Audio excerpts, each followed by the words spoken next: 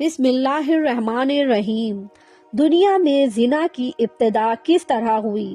علامہ ابن کثیر اور قرطبی نے تفاسیر میں لکھا ہے کہ حضرت حوا علیہ السلام کو ہر حمل سے جڑواں بچے پیدا ہوتے تھے، ایک بیٹا اور ایک بیٹی۔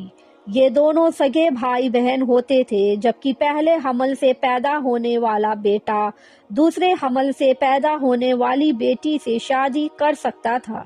حضرت آدم علیہ السلام کی صلبی اولاد کے درمیان ایک بدن کا دوسرے بدن سے نکاح جائز تھا۔ جب حضرت آدم علیہ السلام اور حوا دنیا میں آئے اور توالد و تناسل کا سلسلہ شروع ہوا تو ہر ایک حمل سے ان کے 2 بچے پیدا ہوئے، ایک لڑکا اور دوسری لڑکی۔ اس وقت جبکہ آدم علیہ السلام کی اولاد میں سوائے بہن بھائیوں کے اور کوئی نہ تھا اور بھائی بہن کا آپس میں نکاح نہیں ہو سکتا تھا، تو اللہ تعالیٰ نے اس وقت کی ضرورت کے لحاظ سے شریعت آدم علیہ السلام میں یہ خصوصی حکم جاری فرمایا تھا کہ ایک حمل سے جو لڑکا اور لڑکی پیدا ہوں وہ آپس میں حقیقی بہن بھائی سمجھے جائیں گے اور ان کے درمیان نکاح حرام ہوگا، لیکن دوسرے حمل سے پیدا ہونے والے لڑکے کے لیے پہلے حمل سے پیدا ہونے والی لڑکی حقیقی بہن کے حکم میں نہیں ہوگی، بلکہ ان کے درمیان رشتہ جائز ہوگا۔ حضرت آدم علیہ السلام کی شریعت میں ضرورت توالد و تناسل کی وجہ سے یہ جائز تھا، اس کے علاوہ اور کوئی شکل نہ تھی۔ اس کو اللہ تعالیٰ نے اس وقت جائز فرمایا تھا کیونکہ بعد میں اس کی ضرورت نہ رہی، اس لیے پھر حضرت آدم علیہ السلام کے بعد آنے والی ہر شریعت میں اس کو منع کر دیا گیا کہ کوئی بہن بھائی آپس میں شادی نہیں کر سکتا۔ قابل کے ساتھ جو لڑکی پیدا ہوئی وہ بے انتہا خوبصورت تھی، جبکہ حضرت حابل کے ساتھ جو لڑکی پیدا ہوئی وہ اتنی خوبصورت نہ تھی۔ حضرت آدم علیہ السلام کی شریعت کے مطابق جب یہ جوان ہوئے تو قابل کی شادی حابل کی بہن سے ہونی تھی اور حضرت حابل کی شادی قابل کی بہن سے ہونی تھی، لیکن قابل اپنی ہی بہن کو پسند کرنے لگا تھا اور وہ اسی سے شادی کرنا چاہتا تھا، جبکہ شریعت آدم میں اس کی منامت تھی اور ایک ہی حمل سے پیدا ہونے والے بچوں کی شادی آپس میں نہیں ہو سکتی۔ لہٰذا جب یہ صورتحال زیادہ بگڑ گئی تو حضرت آدم علیہ السلام نے ان دونوں کو اللہ کی راہ میں قربانی پیش کرنے کو کہا اور بتایا کہ جس کی قربانی کو آسمان سے آگ آ کر کھا جائے تو سمجھنا کہ اس کی قربانی قبول ہو گئی۔ قابل کھیتی باڑی کا کام کرتے تھے، حضرت حابل علیہ السلام بکریاں چرایا کرتے تھے۔ حضرت حابل علیہ السلام نے اللہ تعالیٰ کے سامنے ایک بکری کا بچہ پیش کیا اور قابل نے بھی اللہ تعالیٰ کی بارگاہ میں قربانی رکھ دی، چنانچہ حضرت حابل کی قربانی قبول ہو گئی۔ ایک دن قابل نے غصے میں آ کر حضرت حابل کو پتھر مار کر قتل کر دیا۔ پھر شیطان قابل کے پاس آیا اور اس کو گھر سے بھاگنے کے لیے کہا۔ شیطان کہنے لگا، اگر تم یہاں رہو گے تو تمہیں تمہارا باپ مار ڈالے گا۔ بس اسی قتل کے ڈر سے قابل اپنی سگی بہن عقلیمہ کو لے کر یمن کی پہاڑیوں میں جا بسا۔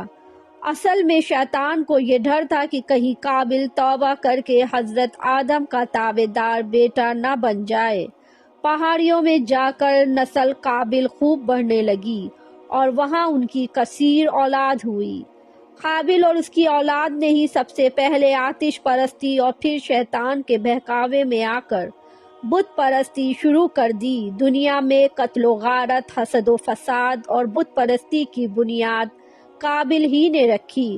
حضرت عبداللہ بن مسعود سے روایت ہے کہ حضور نبی کریم صلی اللہ علیہ وسلم نے فرمایا، دنیا میں جب کوئی ظلم سے قتل ہوتا ہے تو اس کا ایک گناہ حضرت آدم علیہ السلام کے بیٹے قابل کی گردن پہ ضرور ہوتا ہے، اس لیے کہ یہ وہ شخص ہے جس نے ظالمانہ قتل کی ابتدا کی اور یہ ناپاک طریقہ جاری کیا۔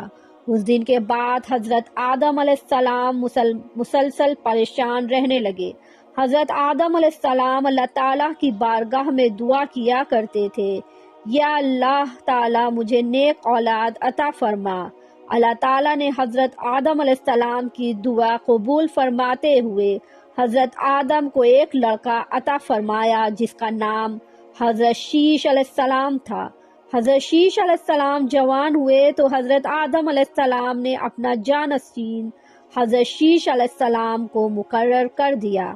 ان کو حکم دیتے ہوئے کہا کہ اپنے بھائی قابل سے ہمیشہ دور رہنا۔ جب حضرت آدم علیہ السلام کا وصال ہوا تو اللہ تعالیٰ کی طرف سے بے شمار فرشتے زمین پر نازل ہوئے۔ انہوں نے حضرت شیش علیہ السلام کو اپنے باپ کو دفن کرنے کا طریقہ بتایا۔ اس کے بعد بی بی حوا کا بھی وصال ہو گیا۔ اس کے بعد زنا کی شروعات ہوئی۔ اس کے بعد ایک وادی میں قابل اور اس کی اولاد رہنے لگی۔ شیطان ایک آدمی کی شکل میں ان کے پاس آیا۔ شیطان نے ان دونوں کو عیش و عشرت میں لگا دیا۔ شیطان نے ان کو ایسے ایسے کپڑے اور گانے بجانے کے طریقے سکھائے کہ وہ کبھی بھی ان کو نہ بھول سکیں۔ انہوں نے ایک دن میلے کے لیے مقرر کیا جس پر وہ بہرنا عورتیں اور مرد اکٹھے شرکت کرتے۔